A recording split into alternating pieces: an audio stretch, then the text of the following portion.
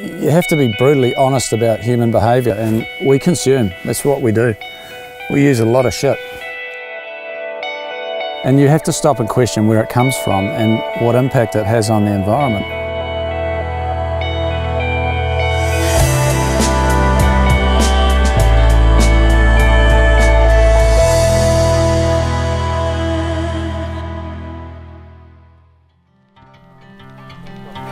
Well, it's a difficult environment to work in.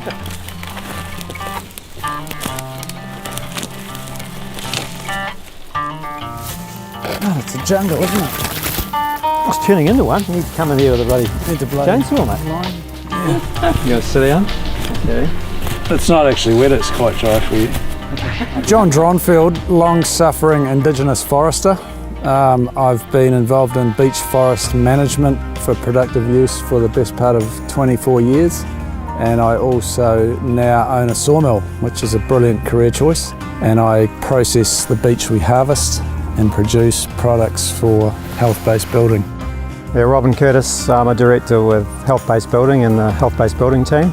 I've worked with John over the last 10 years alongside his passion for sustainable practices and harvesting, and glad to have the product and the story involved with Health-Based Building.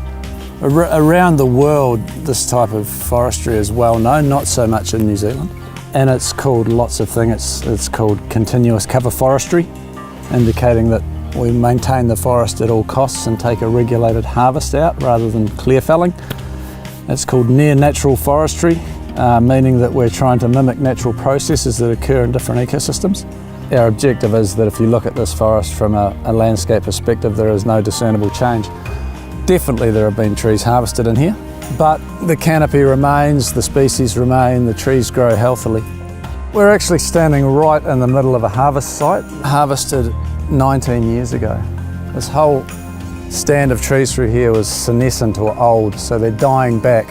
We look for places where we can take a harvest that's kind of working with the natural system. And we've created what's called a light well in the forest, and it lets light in, which favours the advanced regrowth. And all these beautiful young trees that you can see around us have responded in those 19 years.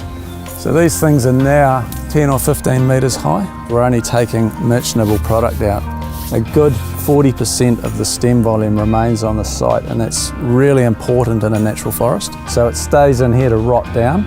So all that goodness stays in the forest. Extraction is not by roadways or bulldozing trees. Extraction is by helicopter harvesting. It's clear felling that's an issue. Anything that's clear felled in a hardwood species, as beech is, that is just not sustainable. You can't regrow from clear felled forests. They are eliminated and you go to the next one.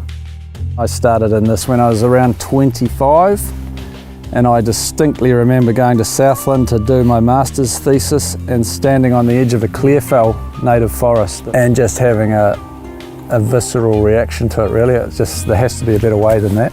You can either look for, I guess, solutions by shutting everything down, or you can work within the industry to make it better, is what I was taught. I may be considered a pariah for wanting to harvest some native trees in a forest like this, but you have to think where else you're getting the product from. If you're just importing it from Siberia or the Congo and saying it's all good, we didn't do it here, that's a cop-out because it's not helping global sustainability. Okay, so this is a very real taking ownership of a problem.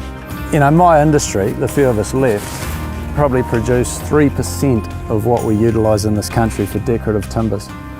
3% of what we use, okay? So that's not very much. Where does the rest come from?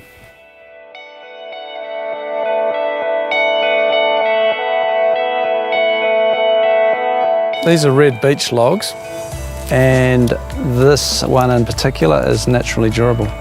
So the heartwood is naturally durable, chemical free. That's the boiler.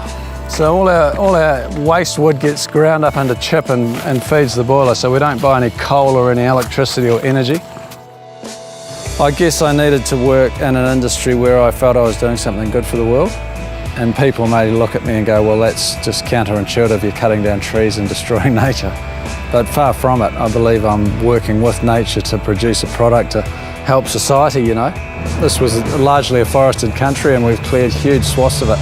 So what's remaining is extremely precious, but we also have to find ways to be accountable for what we need as a society. I saw the tail end of the clear felling years, and you're destroying the future really when you knock over a forest like that. But I also think that we can use our knowledge and our skills and our regulations to take a yield out of that forest, to get an economic return off that land for the landowner.